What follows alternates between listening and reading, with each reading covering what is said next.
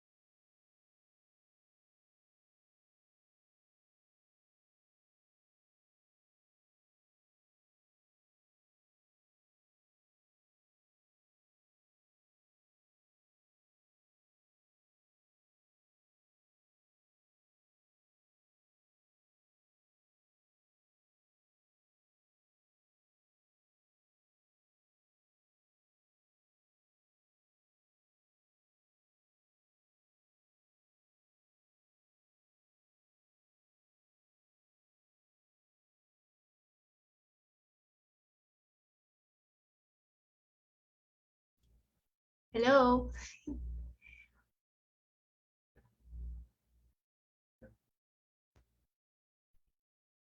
Hello? Ayan, okay. Merong delay lang tayo na 20 seconds, ha? Hello? Ayan, okay. Merong delay lang tayo na 20 seconds, ha? Alright.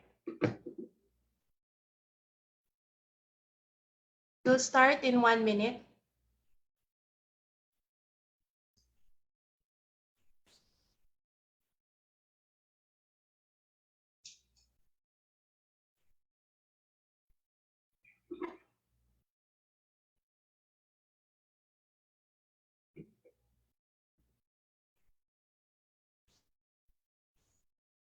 Those who are watching right now, just say hi and tell me where you're from. Ayan, good evening sa inyo lahat. I have 10 here who are watching right now. Hello. Thank you for taking your time ngayong Sunday night. All right. Sige, hi lang kayo. Just tell me where you're from and we'll start.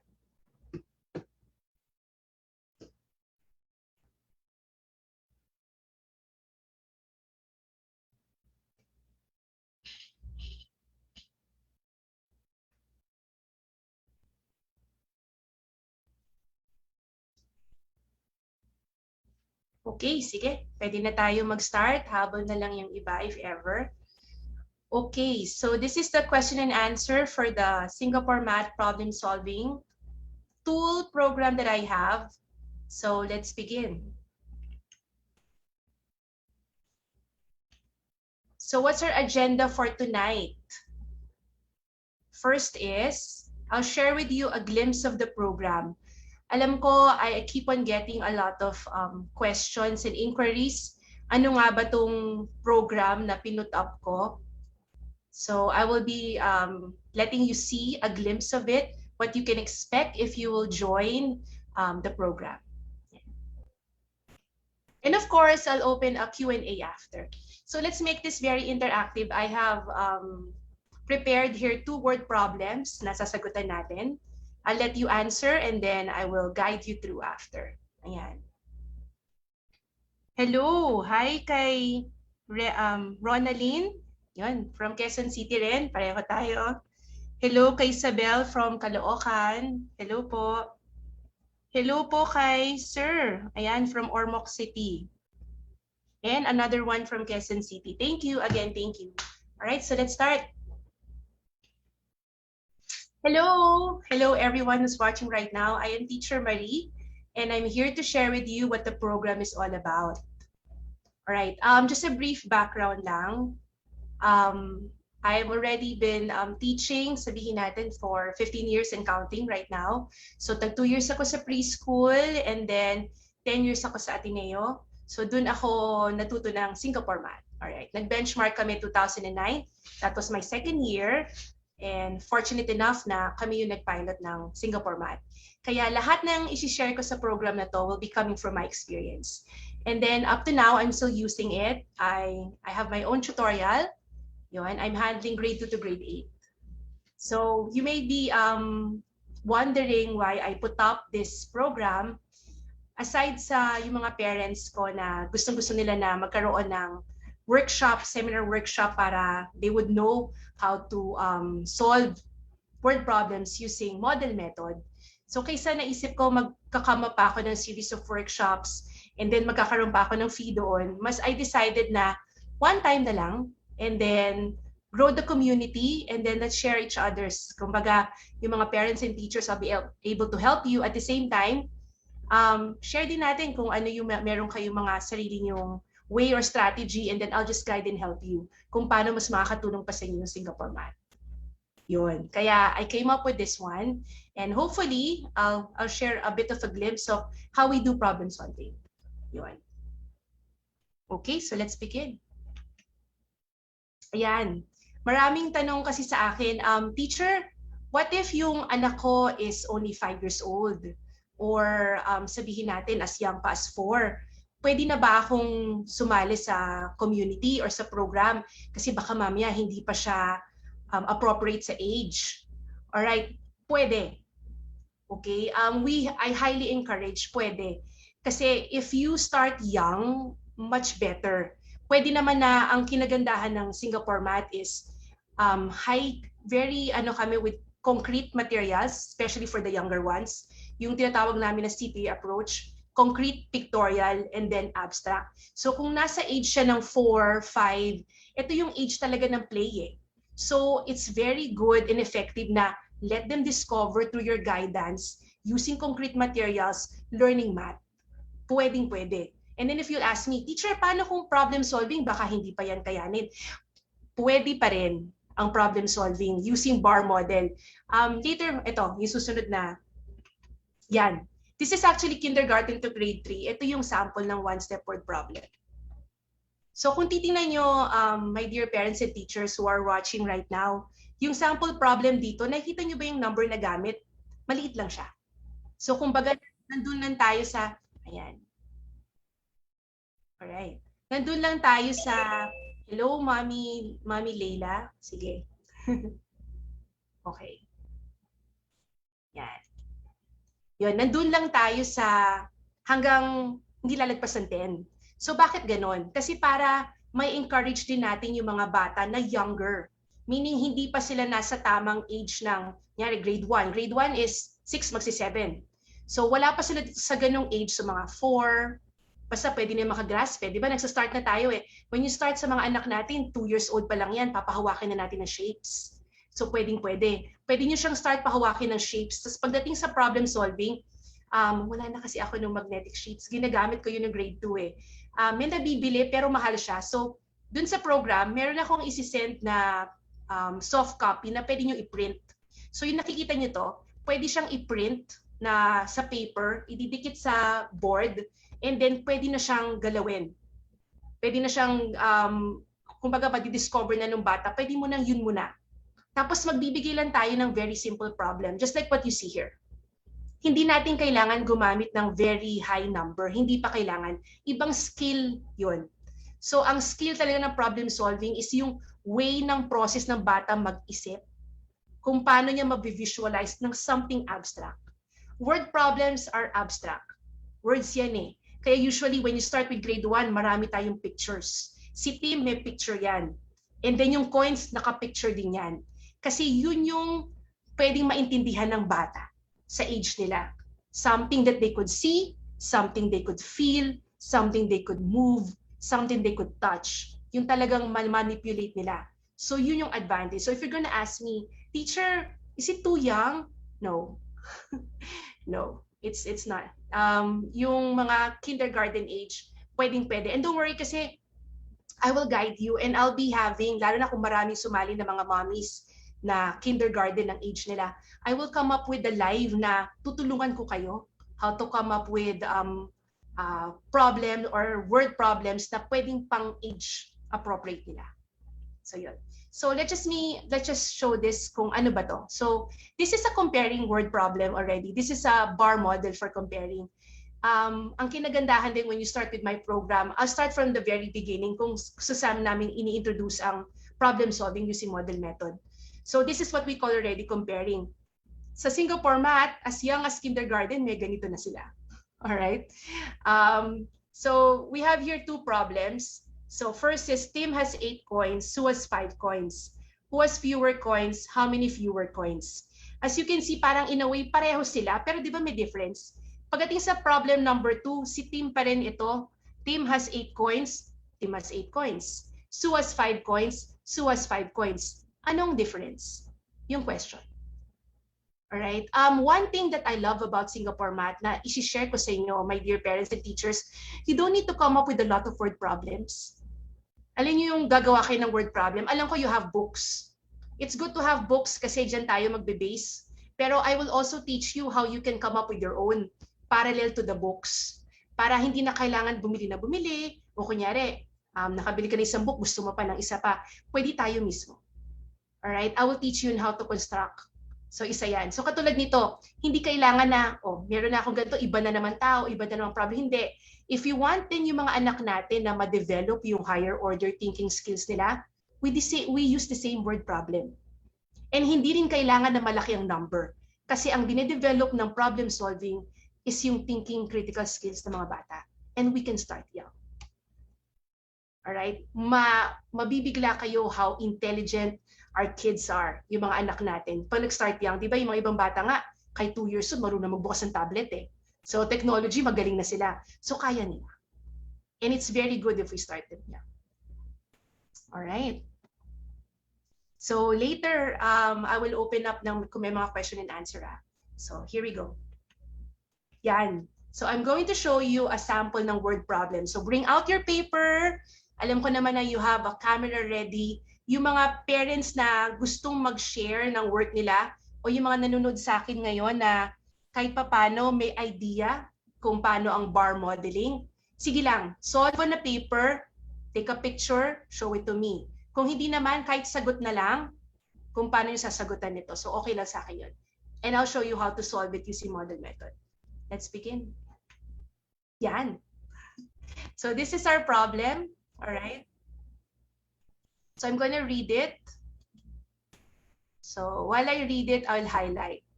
All right. And then I'll read it again. And then I'll give enough time para dun sa mga parents and teachers who are watching right now, you can have time to solve first. So this is given sa grade 2. All right. This is grade 2. So Mrs. Fruity had 78 boxes. All right. So si Mrs. Fruity, meron siyang 78 boxes and 130 boxes of oranges.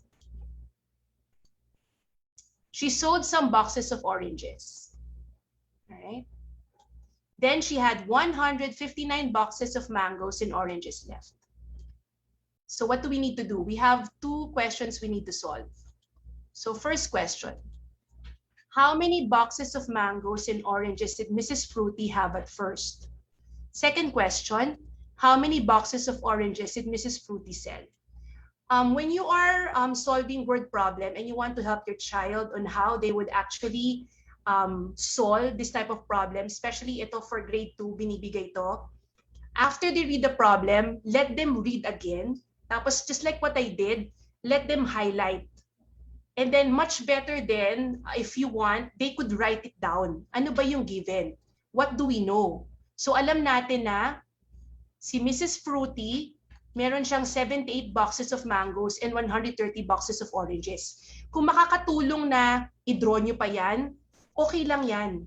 Lalo na hindi naman nagmamadali sa oras. Ang importante talaga dito, we want to help our kids understand on how they will be able to solve this. And then what else do we know? We know na nagbenta siya. So she sold some boxes of oranges. And then pagkabenta niya, she had 159 boxes of mangoes and oranges left. So we have two questions. So first is, we need to find out how many boxes of mangoes and oranges did Mrs. Fruity have at first? And then ang second question natin, how many boxes of oranges did Mrs. Fruity sell? I'll give you time. I'll pause for a while. All right? And I want to see your answer. Sige. Try nyo munang sumagot, my dear parents and teachers.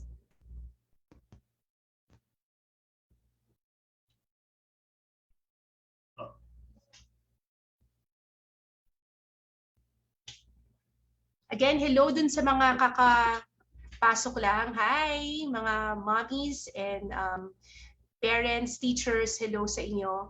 Nasa part na tayo ngayon ng problem solving, sample word problem for grade 2.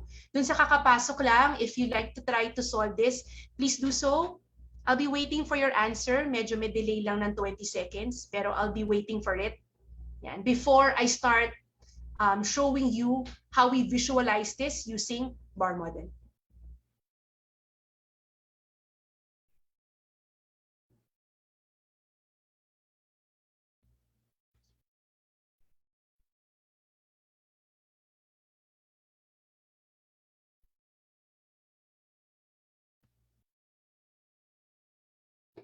Meron na ba? Meron na ba sagot? Parents, teachers, kahit kung hindi kayang i-draw yung bar model, it's okay. Kaya nga, I'm here para pakita ko sa inyo. Kahit sagot lang. Ano sa tingin nyo ang sagot for A and sagot sa B? Yan. Sige. 30 seconds pa. And then after that, I'll start showing you.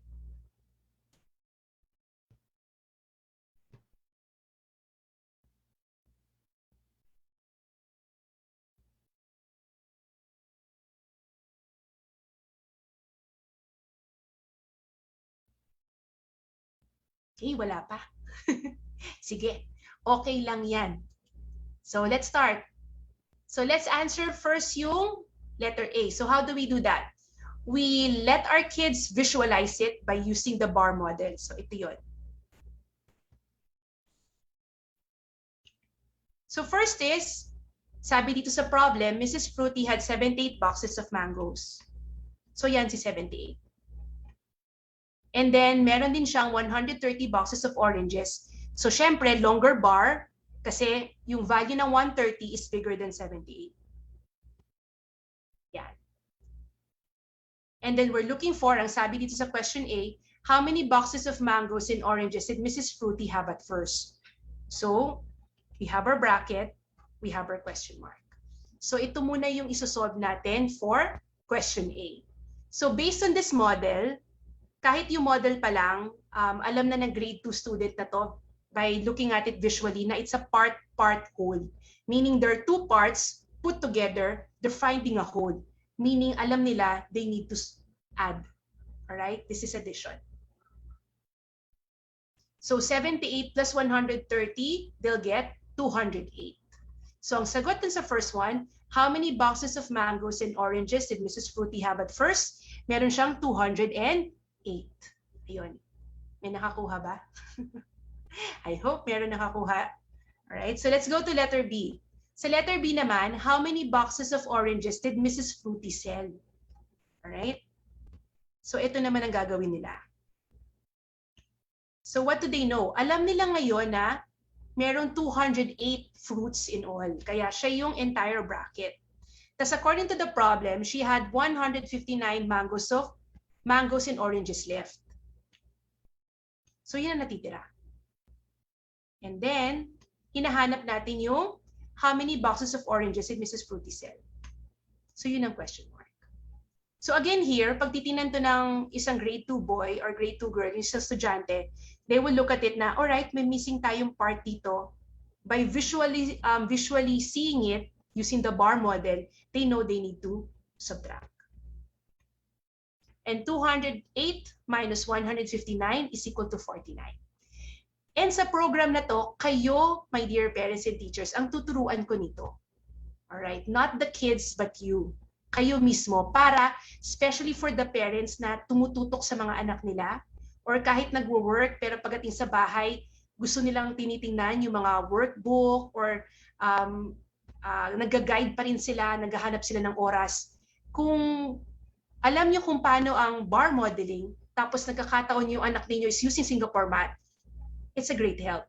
Tapos kung hindi naman, hindi Singapore math ang gamit nila, pero nakita nyo they're struggling sa problem solving, then maybe, baka pwede natin gamitin at makatulong using yung bar modeling. Yun. Alright? And then if you also ask me, pwede ba teacher na isama yung anak sa program? Yes, kasi it's pre-recorded. So anytime na meron kayong free time together with your kids, pwede niyong sabay panoorin. Yun. Alright, sorry. Clear natin to. Okay. So now let's go to sample word problem using model method. Grade 4 naman to. Alright? Sige, try nyo to ha, mga mommies, parents, and teachers. So this is a grade 4 sample problem. So Mario had 2,024 more books than Clara at first. After Clara sold 439 books, Mario had 4 times as many books as Clara. How many books did Mario have at first?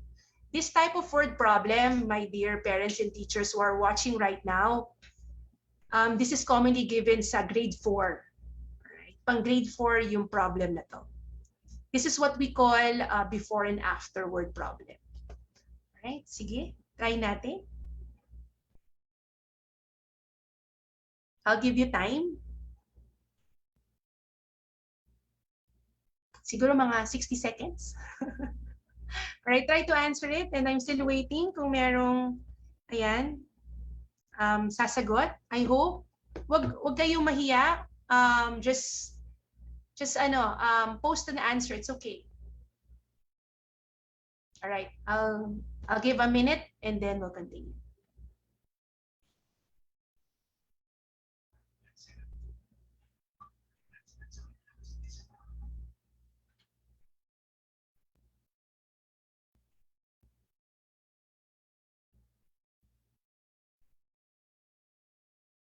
All right, so let's continue. Okay, so nilitan ko lang siya para pwede ako mapakita ko yung solution. Okay, so let's read it again. So this time, I'll be underlining it, yung mga important keywords natin to help us solve this problem. All right?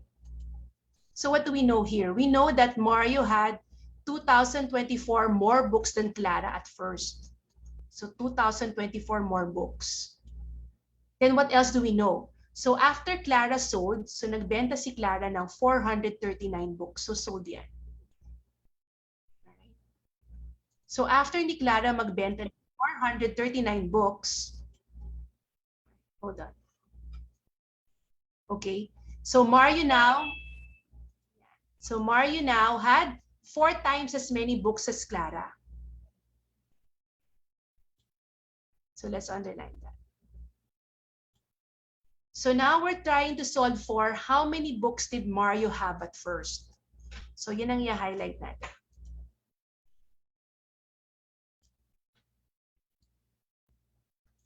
Yan. Okay. So what do we do first? Dalawang bar model ang i-draw natin dito based sa problem. So according to the problem, si Mario at first, meron siyang 2,024 more books than Clara. So let's show it. So before, and then si Mario, so longer siya, kasi mas marami siya by 2024. Tapos ito si Clara. Yan. So yan muna ang i-draw nyo. So before. Now, let's go back to the problem. Hello dun sa nag-join. Ayan. So, then we go back to the problem. It says here, after Clara sold 439 books, Mario had 4 times as many books as Clara this time. So now magdodraw tayo ng after. Alright? So si Mario, sabi after, nung nakabenta na si Clara, 4 times na siya as many. So ang draw natin na bar sa kanya, 4. Alright? Tapos si Clara, pag dinraw mo si Clara, from this bar, kamukha niya no sa previous bar, pero this time, may tatanggalin tayo. So, kasi sabi sa problem, nakapagbenta si Clara ng 439 books. And then we label it 439. Right? Hindi pa tapos. Alright? So, hindi pa kompleto ang ating bar model for the after. It says here, how many books Mario have at first? Alright? But before we get to that one, ang sabi rin dito, Mario had 2024. And 2024. Okay. Hold on. Yan. Hello kay Mom. Hi, Mommy Juliet. Thank you for joining. Hello. All right, so let's continue. Ayan, so malapit na natin mabuo yung ating bar model. So ang hinahanap natin dito is at first. Yan. So hinto muna ako dito para dun sa mga kaka-join lang, kahit may bar model na dyan, ano sa tingin nyo ang una nating gagawin? Alright. Again, this is a grade 4 word problem. So pag ganito yung itsura na ng model, ayan. So may before tayo, tapos meron tayong after. So ito yung pinakababasihan na ng mga estudyante natin, ng mga anak natin, yung after na bar model. Alright? So kapag na-draw na nila yan, na-visualize nila yan, they will need now to solve. So based sa visualization nila na bar modeling, ano kaya ang una nilang gagawin? Sige, hinto lang ako for a bit. Mga 10 seconds lang. Ayan. Thank you. Gora. Ay, tama ba yun? Si Gora. Alright. Sabi add. Yes. Very good. Highlight natin yun for everyone to see. Good. So based on the yung visualize natin na bar modeling, may kita natin na tinanggal nga niya si 439, di ba? Pero we need to solve. So ano yung unang first step natin? By the way, ito yung pinaka-nahihirapan yung mga bata. Minsan kahit na-draw na nila yan, nahihirapan sila sa unang step. Para ano nga ba gagawin natin dito? Alright, tama, add. So dapat kasi ito yun. So kailangan makuha natin to. So kailangan natin makuha yung 3 units para alam natin na okay, yung 3 units na to, pag in-add ko tong 439 and 2024, kuha ko tong 3 units na sigurado ako. Yun. So we need to add. Yes, very good. Thank you. All right. So let's add. Yan. So gagamitin na natin yung term ko dito na we're solving for that 3 units. So when we add 439, plus 2024, we get 2,463. So yun na yung 3 units. Now, because we already know yung 3 units, we need to get that 1 unit para ma-solve natin how many books did Mario have at first. Kasi if you see here, pare-pareho sila. Alright? Once makuha mo yung isa, kuha mo na lahat. So masosolve na natin. So thank you. Meron na isa dyan na sumagot. Si Miss Lay. Ayan. Thank you. Sige. So next na gagawin natin is, we need to divide. Alright? Alam din ng mga bata nito, kapag nag-add na sila and then 3 units, hinahanap natin yung 1 unit, they know automatically na they will divide. Alright? To get that 1 unit. And when they divide that, they will get 821. Pwede nyo ilagay dito. You can tell your kids o yung mga anak natin or students, ilagay yung 821 sa kada box. Kasi yung iba gusto nila talaga visually nakikita. May mga ganun ako estudyante. You can do that. Alright, so once you get that, they will look at the bracket. Alam nila na, okay, we're looking for the total, yung how many did Mario have at first. So basically, multiply lang natin by 4. Alright? Yes, very good. So yan. So ito na yung stage na, katulad kanina, nagpakita ako ng grade 2, di ba? So yung grade 2 sample natin, hanggang 2 step lang sila. Yun na yung pinakamarami nilang steps in terms of solving word problem. Pag-akyat nila ng grade 3, magsasama yan, yung 4 operations, pero naka 2 step pa rin sila. Pagdating nila ng grade 4, eto na yun. Papasok na yung multi-step. And then pagdating nila ng grade 5, pwede na kami mas magbigay ng challenging. Pagdating ng grade 6, hindi na kami whole numbers, fractions na kami. And if you join the community, eto yung isi-share ko sa inyo. I will share, hindi lang yung share ng pag-solve, pati rin paano gumawa ng problem solving. Kasi gusto ko rin na tayo rin mismo capable tayong gumawa ng sariling word problem. Ang ganda rin kasi yung mga books sa Singapore, Matt, nakalagay yan ang culture Singapore eh. Pati yung amount ng money dyan, naka-Singapore dollars, gawin nating Filipino. Kasi para mas naintindihan nila. Na kahit na culturally bound na sila doon, yun ang ginagamit na subject, pero naintindihan na nakakagawa tayo na something parallel sa culture natin na naka-problem solving pa rin. I'm sure, mas gagaling pa yung mga anak natin. So yun. So I hope, ito lang yung glimpse ko, alright, of how it would look like pag nag-join na dun sa community. And again, may mga nagtatanong, meron pa bang ibang lifetime? Yes, lifetime. It's my way of sharing it. And ginagawa ko na ba to dati? Yes. I think ang kinagandahan din when I joined Ateneo, second year pa lang kami, humbling na pinapashare na kami of what we know sa mga teachers. Nagbibigay na kami ng seminar workshop. And then dala-dala ko yun. And gusto ko rin ngayon i-share ngayon, right now that I have my own, if I could share it and I could help a lot of parents to be able to help their kids as well, to be really good problem solvers and to love math. Kasi maraming mga bata ngayon kinakatakutan ng math, especially problem solving. It takes lang it takes lang the support and love natin. Yun. Okay, so let's clear this. Yan. And I'm open na for yan. Ang answers to 3,284 books. Ito yung isa sa mga gusto ko mga saying is, we are not what we know, but what we are willing to learn. Alright? Walang batang hindi kayang matuto. Yun na yung base ko sa experience ko. Walang batang hindi kaya. Hindi natin pwede sabihin na, ay, hindi niya kaya to. Hindi. Kaya ng bata yan eh. Kaya ng mga anak natin yan.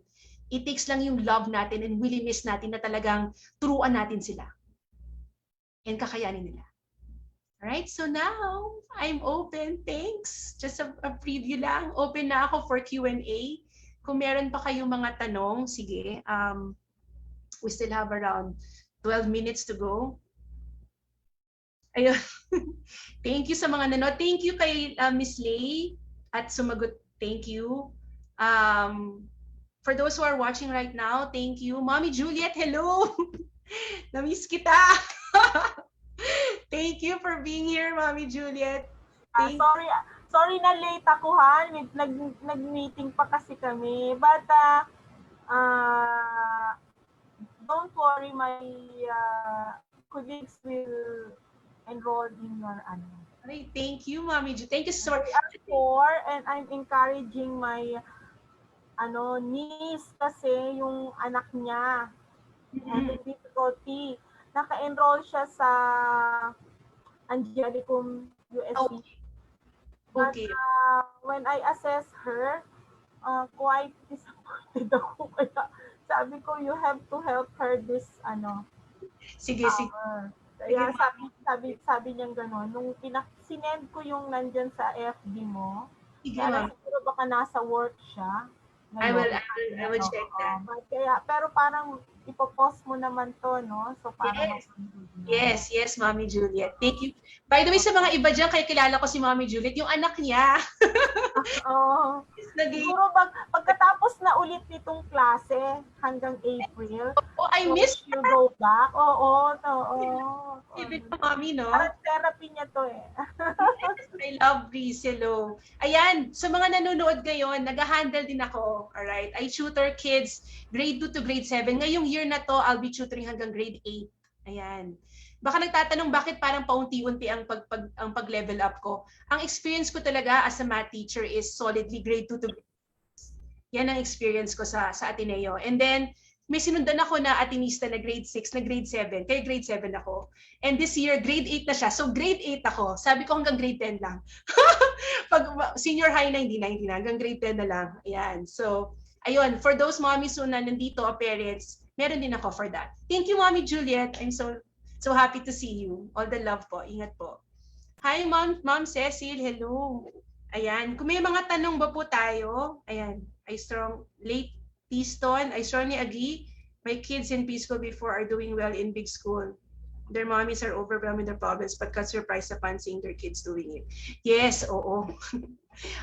Ano lang yan, kapod lang yan ng, ang advice ko lang is talaga, in terms of problem solving, lalo na yung mga nahihirapan na, siguro, isa pa siguro baka gusto nyong tanungin sa akin is, paano teacher kung grade 5 na, grade 6 nahihirapan na ng problem solving, pwede pa ba natin maagapan? Yes, yes. Meron na akong grade 6 na sa big school pa to sa Ateneo na 73 siya sa grade na niya, third quarter. And then no fourth quarter nagawa namin 82, kaya.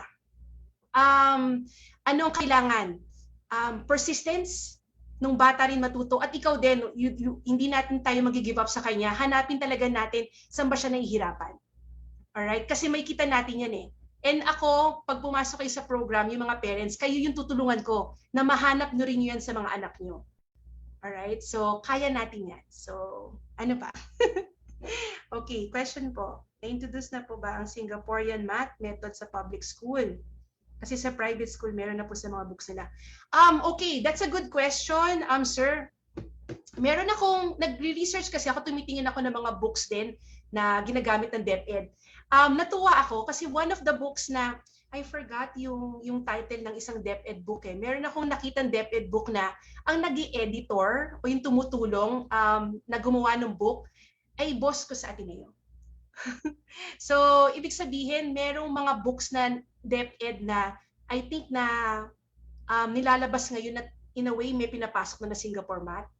Kasi meron ako nakita for myself na I just forgot the name of the book na from Ateneo yung nag-e-edit na tumutulong, I think one of the guide ng paggawa ng book. So I guess paunti-unti nagpapasok na rin ng DepEd. Kasi right now, I have a DepEd student. Private siya, pero DepEd ang curriculum nila. Okay naman. Okay naman. Alright.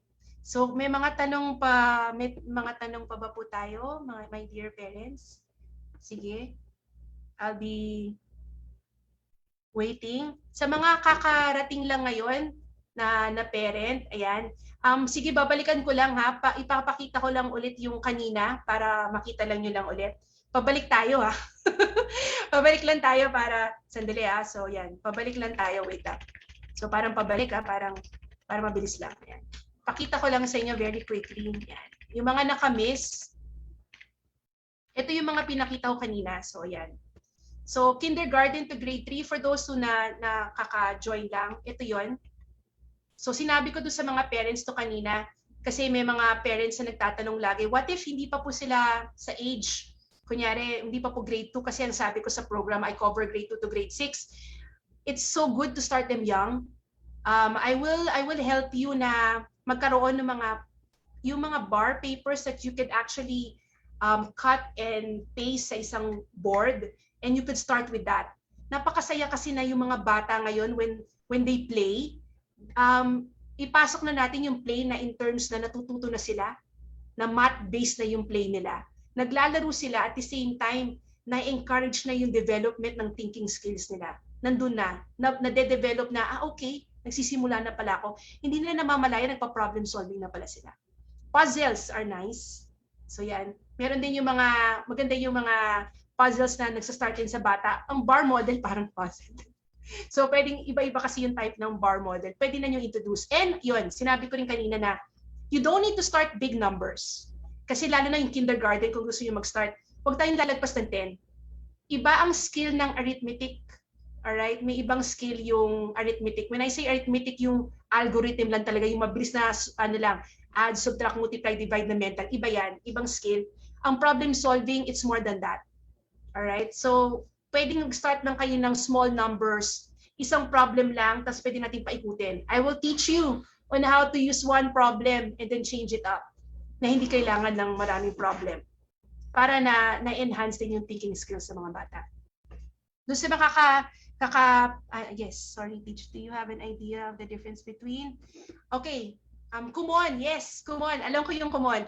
Kumon is strictly, correct me if I'm wrong ha, yung kumon yata is strictly magaling sila in terms of computation. Doon yata sila, marami silang computation. I have a student right now who's from Temple Hill, private school, pero nagkukumon siya before. She's telling me na, teacher, they give me a lot of sheets and then computation, maraming computation. That's okay. Alright? Okay din ang common.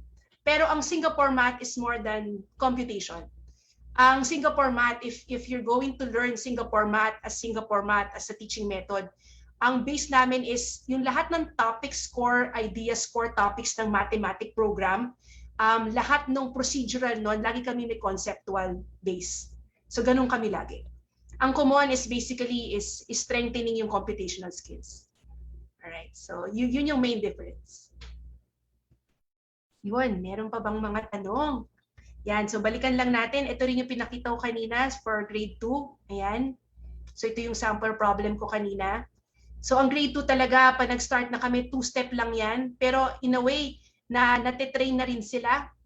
Tapos meron din pwede dito na, kasi madalas din, di ba, ang mga books ngayon, puro nakabigay yung problem. Pwede rin yung batang paggawa natin ng problem kasi at the same time, ma-enhancing yung skills niya in writing sentences. Alright, sila yung gagawa. So, pwede rin yun. Alright, so ito yung kaninang sample ko. I'm just gonna show it very quickly. Yan. And ito yung kanina sa grade 4. Yun. So, meron pa ba mga tanong? Alright. Kung wala na mga tanong, alright, again, thank you for taking your time ngayon on a Sunday night to watch this. Sana kahit papano nabigyan kayo ng idea what Singapore math is. What's good about Singapore math, kahit hindi yan ang ginagamit na method ng mga anak natin, you have a different curriculum. Iba-iba kasi ang mathematical curriculum, depende. Ang Singapore math naman is kumbaga one of a ways of teaching mathematics. Kung gusto niyo na solid foundation conceptually ng bawat core ideas, then you might try this. Ang pinaka-main goal ko naman with the program is problem solving. So, universal yan. So, lahat naman yan ang ituturo, problem solving. Ang difference ko lang will be showing you a strategy visually, how they can solve it. Alright? So, yun. Thank you very much for those what. Thank you, Mommy Juliet. I'm looking forward in seeing Reese again itong summer. Yes, yes. Thank you. God bless po. Thank you. Thank you, Miss Cecil. Hello. Yung naka-Oppo F5, mommy ka ba? Or daddy or teacher? Hello din for joining me sa Zoom. And for everyone who joined me here, thank you. Maraming salamat. My dear parents and teachers. If you have any more questions na nahiya lang kayong tanungin right now, just leave a message, post nyo sa Facebook page namin. Like and follow us. Stay safe, everyone. Stay healthy. And God bless everyone. Thank you so much. Good night. Thank you. Bye-bye. Good night po.